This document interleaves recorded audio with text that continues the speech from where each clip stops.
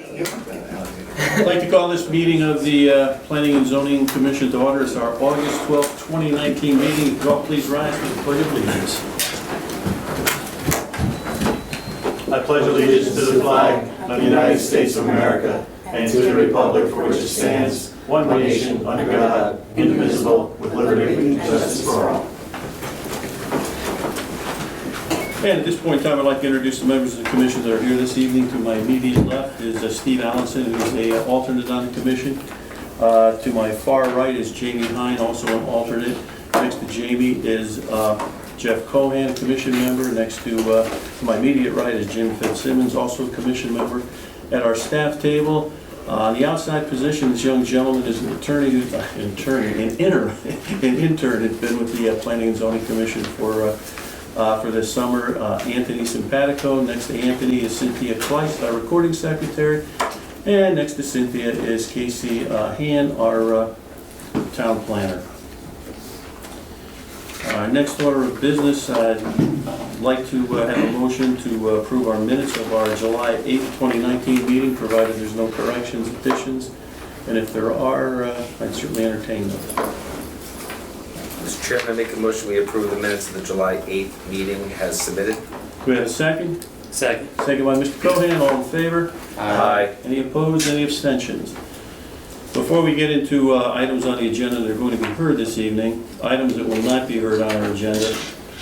First item not to be heard is a public hearing. It's in item number 2. It's a special permit for a daycare facility for Ortega for Class Schools at 3 Technology. No action is requested on that by the applicant. Next item not being heard is item number 3, a special permit commercial office, auto storage associated with motor vehicle repair and dealership, J. Rubino, EJ Electric at 53 North Plains Industrial Road. That application has been withdrawn by the applicant. Next item not to be heard is number 4. It's old business. It's site plan, retail manufacturing for M. Gagliara, New England Cider at 110 North Plains Industrial Road. Again, the applicant has requested no action on that application. And the final one. It's new business, item number 5. It's a site plan for Warehouse Sterling Estates LLC, 3 Sterling Drive. And again, that applicant has requested no action on that application this evening. Which brings us to our first item. It's continuation of a public hearing. Item number 1, it's a zoning text amendment by the Planning and Zoning Commission. It's a modification to section 6.9 to define 6.9 to define and prohibit industrial digital signs, also known as electric signs, electronic message boards, LED signs, etc., except for a limited allowance for gas stations. Correct language in reference to temporary signs, and correct incorrect section reference. And again, this is a continuation. If Mr. Fitzsimmons, could you please note any additional correspondence that we may have received? Sure. Please. Yep. Correspondence was received on July 16th, 2019 from the South Central Connecticut Regional Planning Commission addressed to the town planner. And we received a copy of email correspondence with a package and attachments on July 11th, 2019 from Tim Keogh of Wallingford. That's all. Thank you, Mr. Fitzsimmons.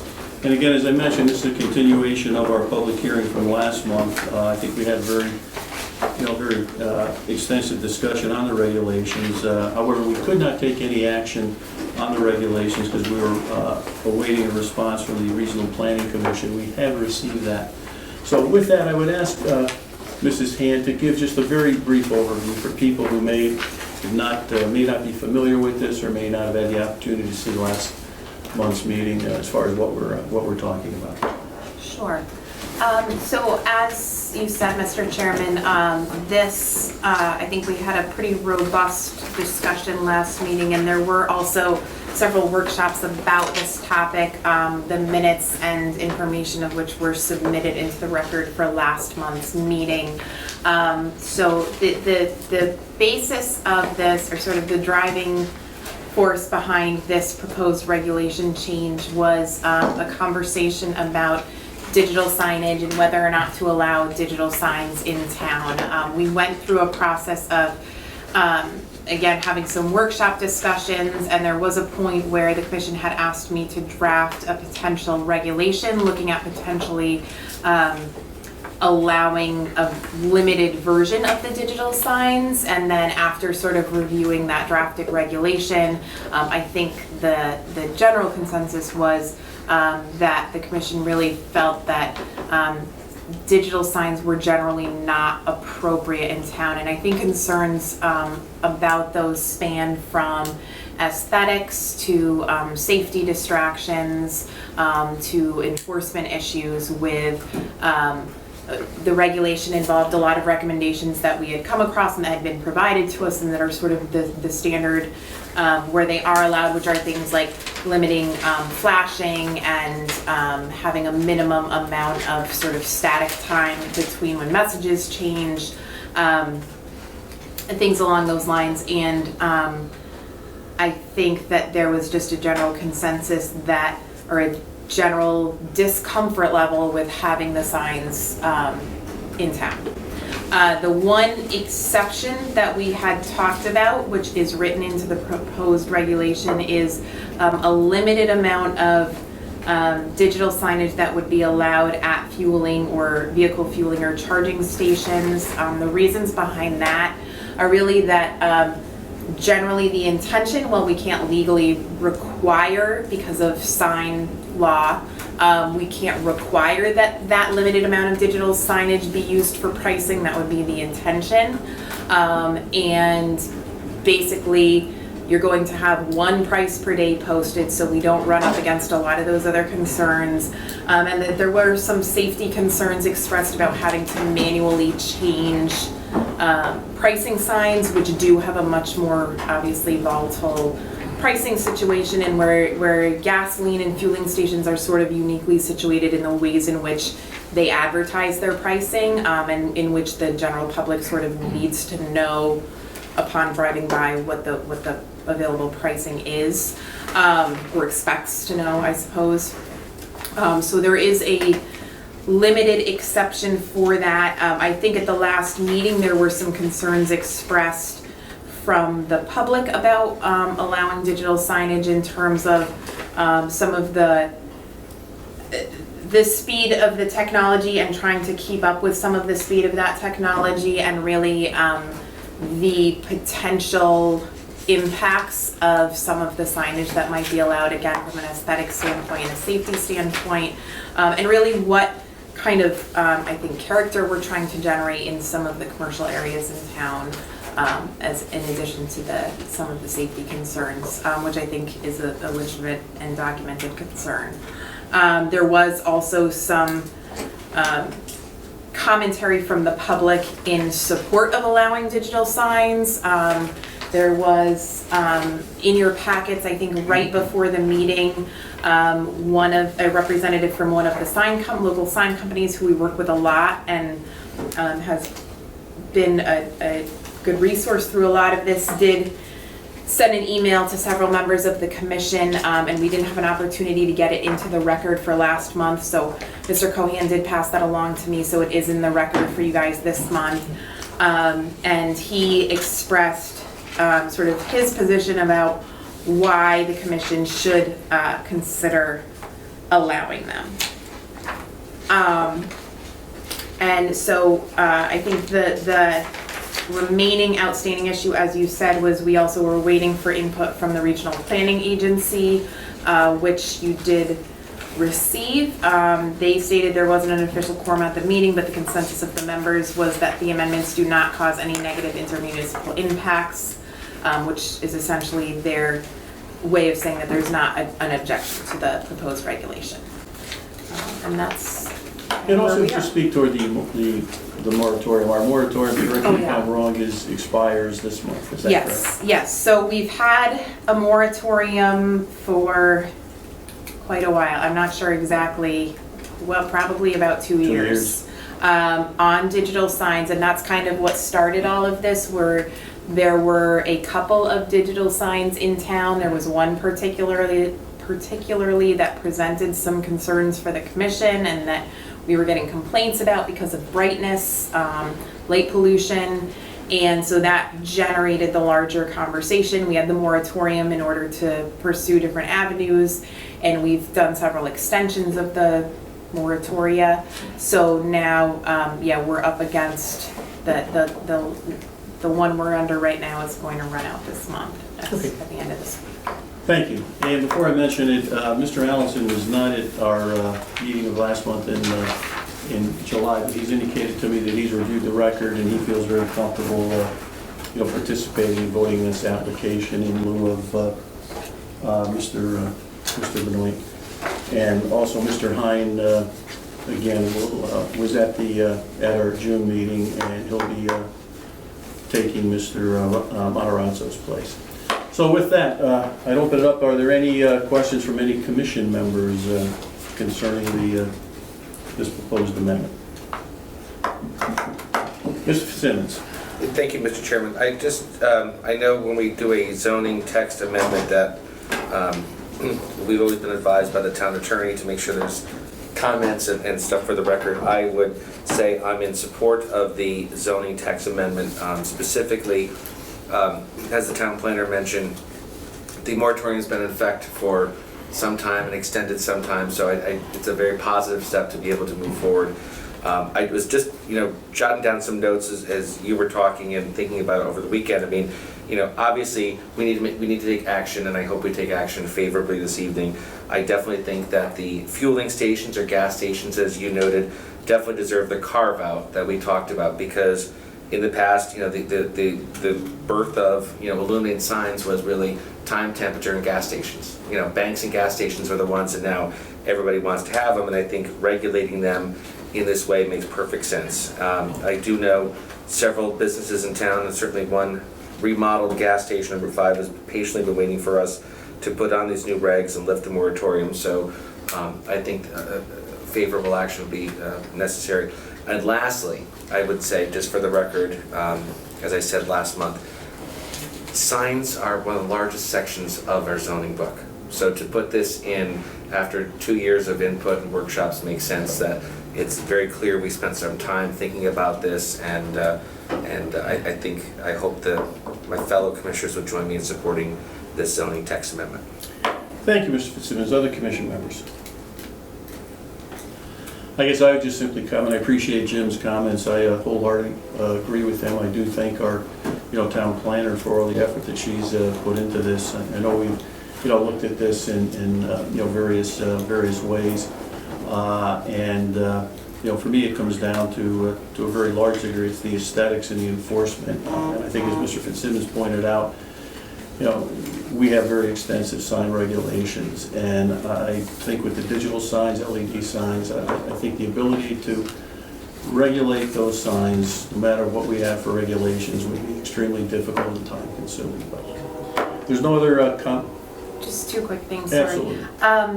I did just also want to mention, whatever does happen tonight, we can always, of course, revisit this in the future so that we can, as times change and technology changes and those sort of things, if there's a desire to reopen this in the future, that's certainly, of course, always on the table. That's why zoning regulations are sort of a living, fluid document. And the other thing I forgot to mention, there were 2 other components of the regulation that kind of were added into this application that we did talk about last month, that are kind of side notes, but they're corrections to this portion of the regulation. And one correction, and that is that there was a reference in our temporary signage section that referred to them as advertising signs. Our definition of advertising sign necessarily means by definition is an off-premise sign, which is not what the intention of that regulation was. So the language is also being corrected to correct that, to clarify that it's on-premise temporary signs, not off-premise advertising signs that are allowed to be temporary signs. Good, thank you, Mrs. Sand.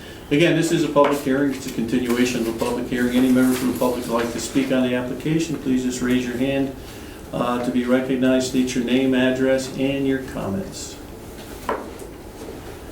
Seeing none, if there's any additional comments from commission members, I don't see any. Mrs. Hand, would you like to make? Oh, Yeah, Mr. Cohen. I'll just make, a quick comment just to affirm Mrs. Hand as far, because last meeting I was wavering a little bit because, yeah, I think digital signs are gonna crop up quite a bit. And as long as we have the wherewithal to realize that, we possibly could come back and change the regulations in the future, I'll support this. good. Thank you, Mr. Cohen. And Mrs. Hand, any final comments before I ask for a motion to close the public hearing? At this point in time, I'd request a motion to close our public hearing. Mr. Chairman, I move we close the public hearing on the zoning text amendment. Do we have a second? Second. Second by Mr. Cohen, all in favor? Aye. Opposed, any abstentions? And I'll now entertain a motion on the application. Mr. Chairman, I move the commission approve based upon the totality of the record, the zoning text amendment to modify section 6.9 to 1, define and prohibit digital signs, also known as electronic signs, electronic message boards, LED signs, etc., except for a limited allowance for gas stations. Number 2, correct language in reference to temporary signs. Number 3, correct an incorrect section reference as proposed on zoning regulation amendment number 903-19, digital signs, etc., with modifications dated 6/25/19, marked revised draft because the passage of this amendment will clarify the intent and desire of the town of Wallingford zoning regulations. And number 2, this zoning text amendment shall become effective August 16th, 2019. Thank you. We have a motion on the application. Do we have a second? Second. Second by Mr. Cohen. Voting beginning with Mr. Allenson, please. Yes. Anybody? Everybody? Yes, to approve. Yes. Yes. And yes, the application's been approved. Again, Mrs. Hand, thank you very much for all your work on this. Thank you.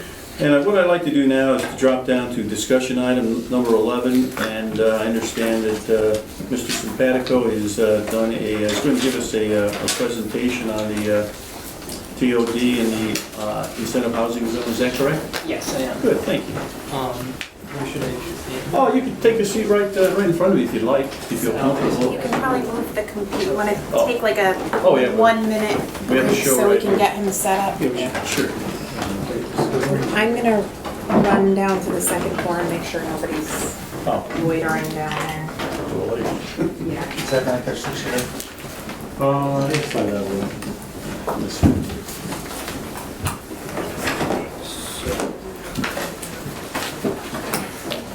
Are you? It's quite I just finished the program. Here you go.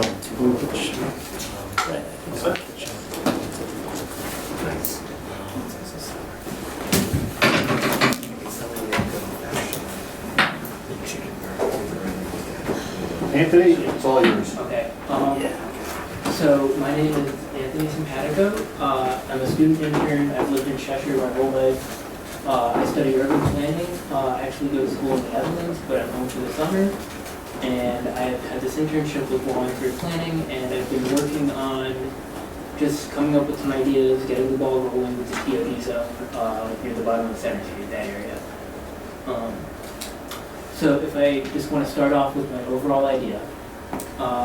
My idea is that we create a separate TOD zone that would take some of the best bits of the town center, take some of the best bits of the intensive housing zone, combine them, maybe add some new stuff, and then after suitable developments, you got 10, 15, 20 years down the line, we could revisit the idea. Maybe we keep it as a TOD zone, or maybe we break it back into its respective town center, housing zone, and so on.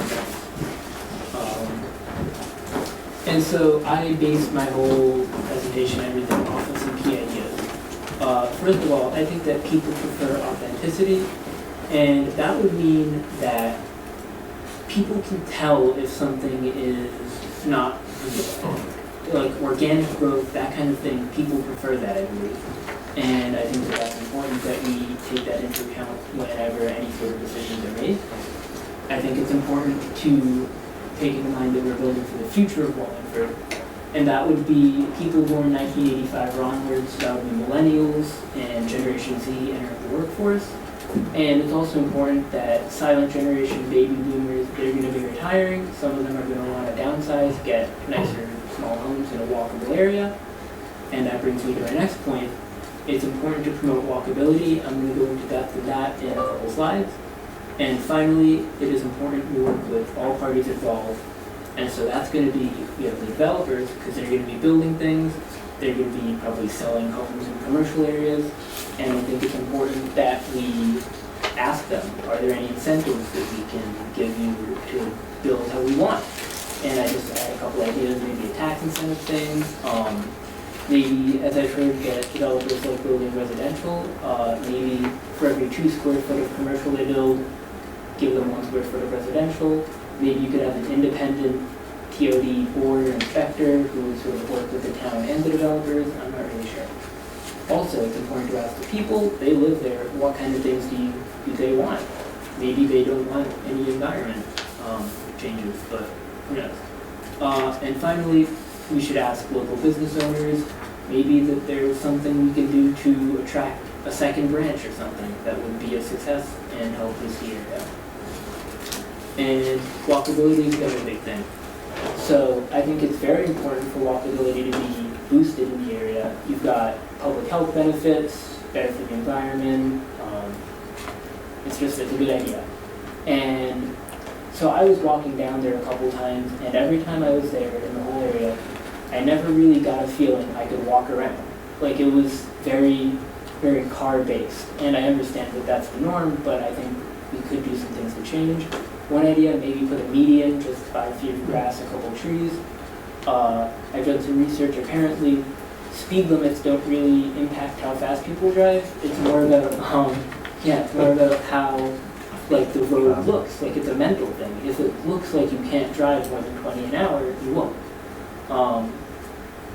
And the other thing is, there's that intersection, like a triangle area, Center Street, Quinnipiac Ave, North Colony, and I think Hall. And I mean, you're down there, there's cars coming from literally every direction, you don't know how to cross. It could be improved, I'm not sure how, I'm not a traffic engineer, but I'm sure someone can figure that out. Final thing, bike lanes they're really big, people are always, you have to install bike lanes. I don't think it would be the best idea, because half of it's uphill, no one's gonna try and bike up Center Street for no reason. Like, it just doesn't seem necessary. I do it every day. Really? Wow. It's true, I can, yes, verify that. I have to collect, it's with an e-bike. I'll clarify that. Okay, and so then the other thing is for walkability, streetscape, which would be how nice does the actual area look. And so that picture I took on the far right, that was apparently an area that was like fixed and everything 5, 6, 7 years ago, but it just looks like a bunch of weeds and stuff now because it's been allowed to grow that way. So I think the most important thing, no matter what happens, is upkeep. So if anything is changed, constantly maintain it so that it's not a waste of money. Another thing, public art murals. Maybe some local artists could do like Wallingford history type things. Just no ugly colors like neon yellow or whatever. That would be obviously not the best idea. Another thing I found, pedestrian infrastructure should all sort of unify. So maybe if everything is like a brick path, then it's sort of like a mental thing, but a pedestrian will say, okay, I'm safe here, I can walk here, this is my place. And then a final thing, just an idea, but if sewers are ever being messed around with, maybe underground for the telephone, electricity, all of that. I'm not sure economically if it's the best idea, but I mean, every time there's winter storms and the lines go down, it seems like it would save money and frustration. So then I guess we can get along to my actual plans that I've come up with. So the first thing, these are like just the first things that I think need to be done. And so this is going to be on either side of North Colony. Some notable things there, you've got Holy Trinity Church, and you've got the Amtrak station and some of the parking there. And so I think like one of the first things, if there's ever a lot that comes available I would say, I think the town should buy it and either hold on to it, sell it, whatever, but I think it would be a smart idea for the town to buy whenever there's a good opening available, so 3 years later, it's not like, oh, I wish we could have bought that, it would be useful now. And then also, there's some warehouses on, I think that's Cherry Street, and if you're trying to create like a neighborhood, people living there, that kind of a feel, it just makes sense to move them. There's plenty of residential zones. I think that's like North Plains or something. They just move the warehouses if possible. And then, as I was talking about, like the upkeep and the streetscapes, just make it like in general, make the whole area nicer, and that's like part of the first steps. You have the Amtrak people, because those are people who always need to be in the area. No matter what, they gotta go to work, they gotta go to the city, whatever. So any sort of service that would appeal to them, Dunkin' was like the first thing I thought of, but I don't know, newspaper, that sort of thing. Try and work those in early in. So this is a bit more important, I think, but Uptown is already sort of seen as an area to be, like you can walk around, go to restaurants and stuff. I know my family did that a couple weekends ago, a nice afternoon, and I think even as you walk down Center Street, you can sort of tell that it's creeping down, if that makes sense.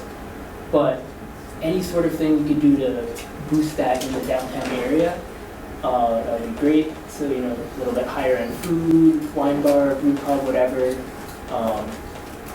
And you already have the Amtrak and the church parking lots. Maybe on the weekends, no one's using Amtrak that much, you know.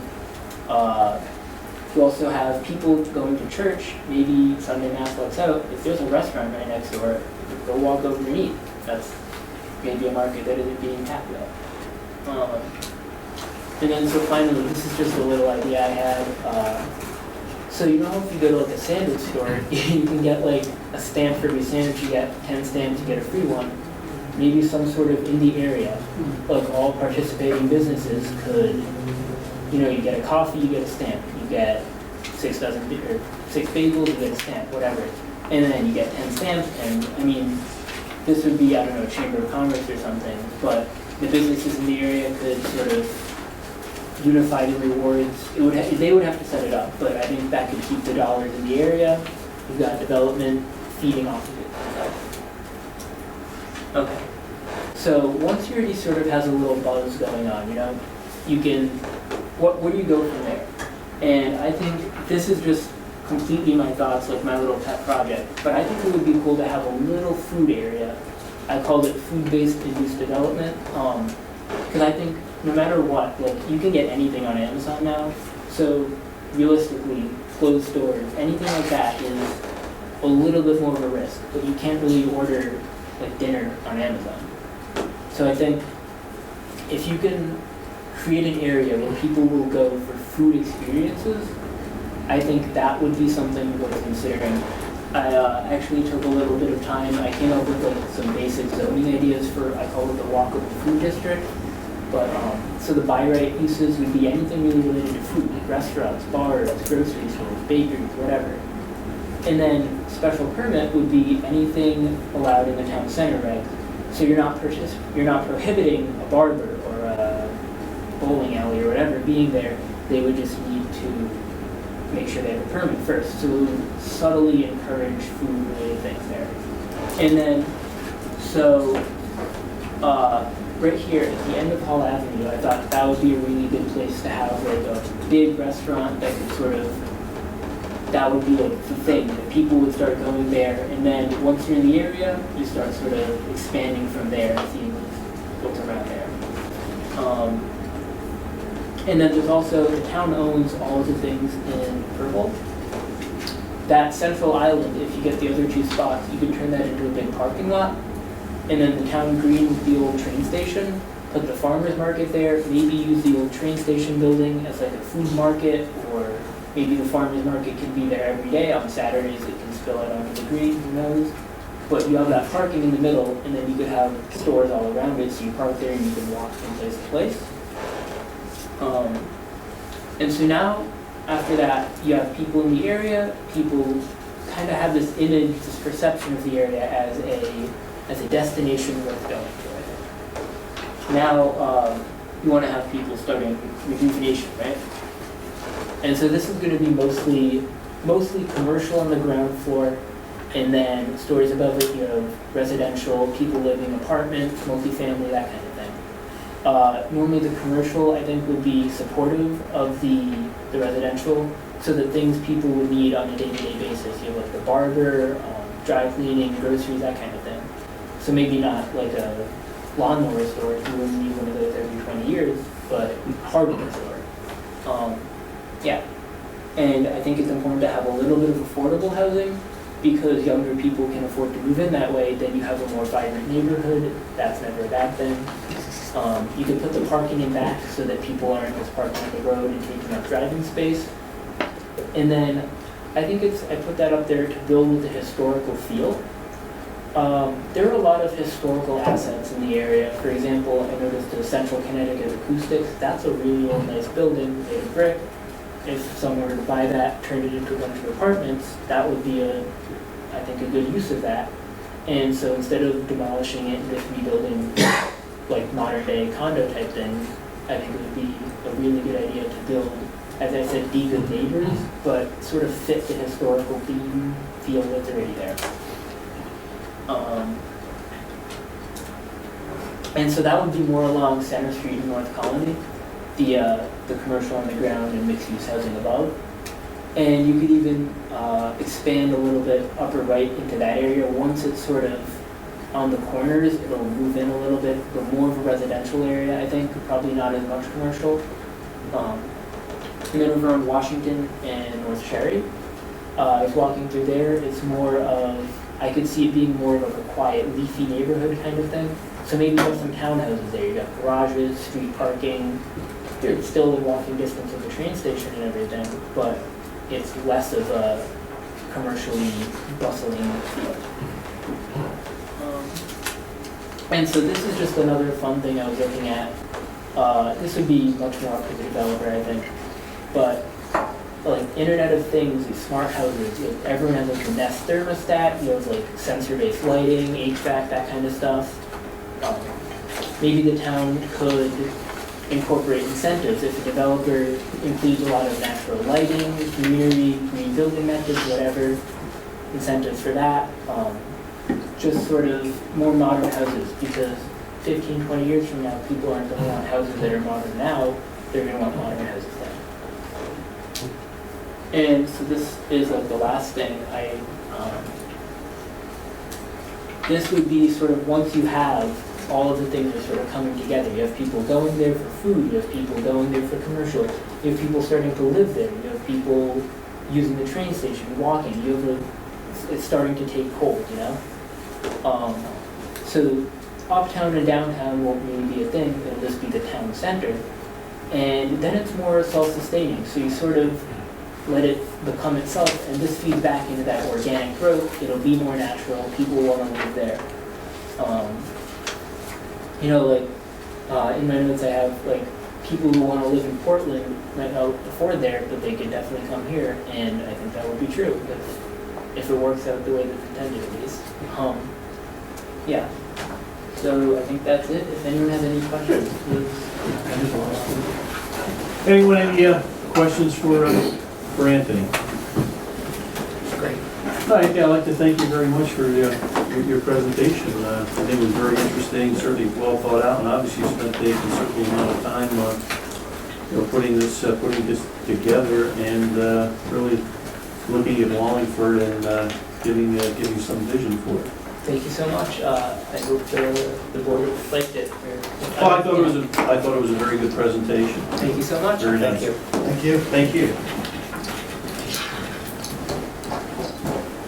If I could just, while we're shutting down, yeah, you're good, yeah. I was gonna say this at the beginning and I didn't get a chance to. I don't know if Anthony did an introduction, but Anthony is entering his sophomore year as a student in the Netherlands, in a planning program in the Netherlands. He's from Connecticut, from Cheshire, right? And he was an unpaid intern with us for a very limited amount of time. He had 1 day a week for about 6 weeks, so about 6 working days, although I'm pretty sure he did a lot of work from home. And I really, I wanted us to start talking. I think it's time for us to start talking about the TOD zoning, and that's kind of the next step in our plan of conservation and development recommendations, and I think it's kind of the natural next step to where we are. So I wanted to get us thinking about it again and talking about it again, not that we've really stopped, but, and I think it was at least helpful and interesting for me to have sort of a fresh kind of outside perspective from someone who maybe doesn't have, hasn't been so ingrained in it and maybe doesn't have some of the sort of preconceived hurdles to some things that maybe I have in mind, and maybe had some fresh ideas. So I think so I kind of, Anthony, my sort of direction to him, I mean, we talked a lot, was sort of for him to run with his ideas. So for him to kind of put out whatever his ideas and his perspective and his thoughts on the area were. And I think he had some interesting ones, and I think some of which we've talked about, some of which we have not. But I think the idea of the town center and sort of the juncture between the town center and our TOD area, sort of at that area at the bottom of the hill, which is sort of that important joint between the two, how, and in the town center in general, how experiences, sort of experiential locations are becoming very important. The idea of the walkable food district is really interesting. The idea of having sort of promoting green and sustainable buildings, I think, is something that is starting to be talked about more. And then obviously we have talked about, and he had some interesting ideas for incentivizing certain types of development. Traffic calming. We have the state grant right now where we have a consultant working on, which once they're a little bit further along, anticipate we'll be bringing that information to you, certainly to the council, but also to you guys, about, it's a grant to explore streetscape improvements and different options for streetscape improvements in the Route 5 and Center Hall and Quinnipiac area between the train station and the lower part of the town center.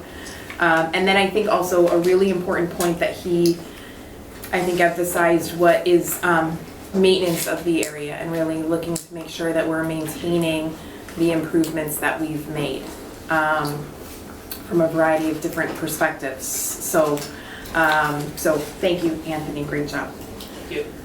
Again, Anthony, thank you very much. Certainly you ran very well with what you were doing. Thank you, Mr. Chairman. Okay, brings us to our next item on our agenda. It's item number 6. It's an 824 referral for Beaumont Road abandonment for abandonment of a minor portion of former right-of-way adjacent to 801 North Colony Road / Tractor Supply. And Mrs. Han, I guess, Mr. Fitzsimmons, do you just mind noting any items we have for the minutes, please? We received a copy of a memo from the mayor's office addressed to the town planner on July 18th, 2018. The subject is abandonment of land, Beaumont Road. Yeah, Mrs. Han, if you please just give us an overview on that, if you would. Sure. This came up as part of the development of Tractor Supply. When Beaumont Road was realigned, I'm not sure when, I just know it was over a decade ago, I think well over a decade ago. Beaumont Road was realigned, and when that happened, generally the old Beaumont Road, as is the practice, was abandoned. Typically it goes to the adjacent property, which happened here, but in doing that, or in developing Tractor Supply, it became apparent that there is a small sliver along Beaumont Road between Tractor Supply and New Beaumont Road that never, somehow got left out of the abandonment. And so there's this piece that's sort of in limbo. It's technically still owned by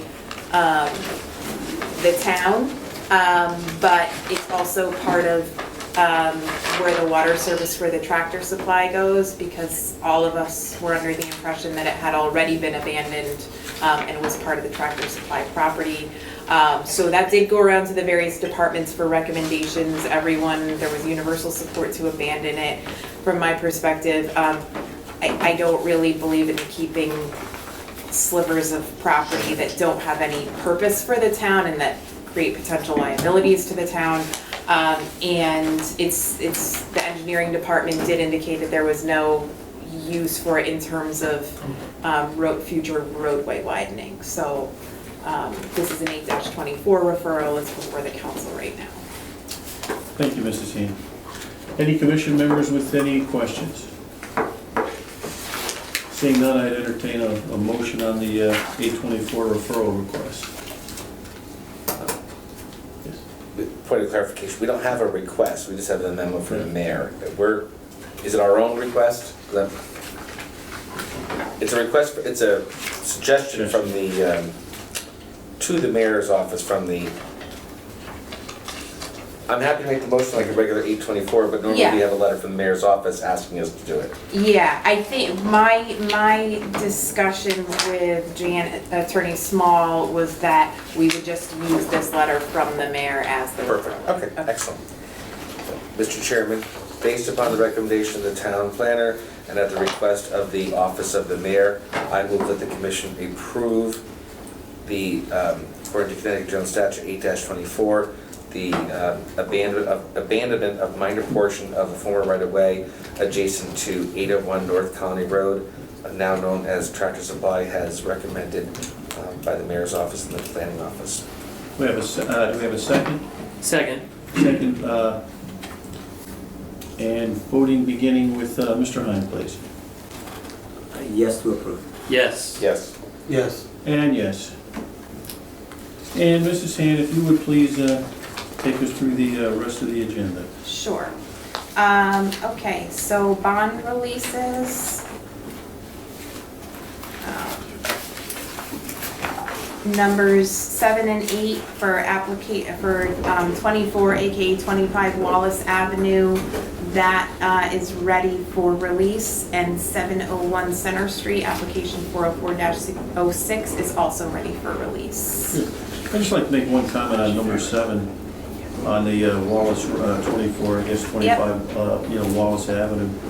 I'm very happy to see what the applicant did. We have some green space there, and he certainly did a very nice job. I know we always have problems with dumpsters and screening, but he certainly did a very nice job in taking care of that. So, with that, I'd entertain a motion for any or all of the bond releases as recommended by our town planner. Mr. Chairman, based upon the recommendation for the town planner, I move that we approve the bond release being held at 2425 Wallace Avenue, change of use 3112-17, as well as change of use,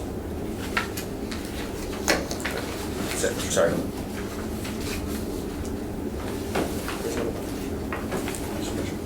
Oh, and also the one being held on behalf of La Rosa Construction at 701 Center Street, Simpson Village.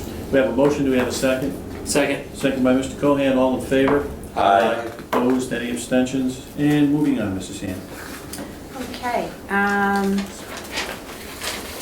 discussion items, item number 10, staffing. I wanted to inform the commission that, I think I informed you last month, at least I intended to, that I did get approval to make our part-time position, which was sort of an evolution of my previous full-time position.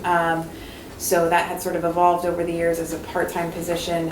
I did get approval to, and funding to make that a full-time position. And so that has been posted, just been posted. And that position will be titled the Land Use Specialist Zoning Enforcement Officer.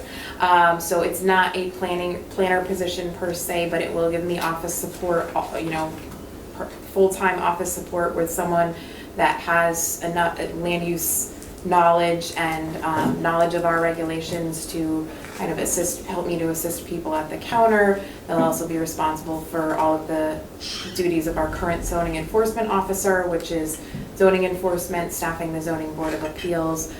So I'm very much looking forward to having that support, which will allow me to work a little bit more on some of the planning goals that we have and some of the zoning goals that we have. And so that has been formally posted. I'm very excited. So I will keep you posted about that. And that will replace our current part-time position. And then just sort of to connect that and back to Anthony's presentation, I do want to sort of get the commission's temperature about starting to talk about TOD incentive housing zoning again. We're coming up on the fall, so I was thinking maybe it would be time to schedule a workshop, maybe end of September or October. So I kind of wanted to take the commission's temperature about that. I think it's a very good idea. If you would send out a survey, I always get it wrong, what it's called. The doodle poll. You would send one of those out to everyone with some proposed dates. I'd appreciate that. Whatever. I think their real name is Survey Monkey. I actually do the doodle poll. Yeah. Okay, wonderful. Can I just interrupt you when you were talking about staffing? While Cynthia is not a member of our staff, if you will, she's our recording secretary, and the recording secretary for many of the various commissions for Wallingford. And it's my understanding at the end of this month, or the 20th or so of this month, you will be retiring. So I just like to just thank you for everything that you've done for this commission. Certainly, I think everybody could agree you do a very in-depth job with our meetings. You're certainly extremely professional at the meetings, and I'm sure all commission members appreciate the work that you've done with this commission, as well as all of the other commissions within the town of Wallingford. So, just on behalf of the commission, I thank you very much and wish you a very long and enjoyable retirement. No, you're welcome. Thank you. It was. I really had a lot of fun. And it was an honor to work for you and the town. It was. Thank you very much. Again, thank you. Yes, we'll be very sad to see Cindy go. Those are big shoes to fill. She does minutes for a lot of commissions in town, so. I even did Windsor while I was doing this. Yeah. Yeah. Well, again, thank you very much. Good luck. Thanks. Good luck. Okay, administrative approvals. There were a lot of them this month. I will, since you've seen them all, I will leave it to you if you have any questions or comments about any of them. Anyone with questions, comments on anything? Seeing none? ZBA decisions from last month. Of note, item number 1, that was for the splitting of the property that contained Wendy's and 2 other restaurants for an open space variance because of the way the open space was being split between the single lot becoming 2 lots. That got approved. Also some variances for Protronics up on Parker Street. That will be coming to you as in the near future as a site plan application. There are some things, it's a tight site, so there are some things we'll have to hash out there, but I have been meeting with their engineer. And what was the other one? Okay, item number 4 was for the new Parker Place apartments. That was the discussed last time, the change to sort of their dumpster to allow a compactor. Any other questions? Anyone questions? Okay. For this month, we just have 2 applications, and they are both, one's for an addition to a house on Clintonville Road, a 2nd-story addition, and one is for a garage. And there were a few that were carried over from last month. Anyone with any questions on those? And then last, our zoning enforcement log. Questions, comments, concerns? Anything I've missed? Anyone? I'll skip this month, come back at it next month. There you go. Cemetery? Yeah. I can give you an update. There There was I sent a letter to the now Director of Public Works and acting town engineer, highlighting the remaining outstanding issues that we've discussed, so that he can pass it along to the design team that was contracted with the town and kind of decide how to move forward. And I have passed that on to any member of the public that has requested it, since it is public information.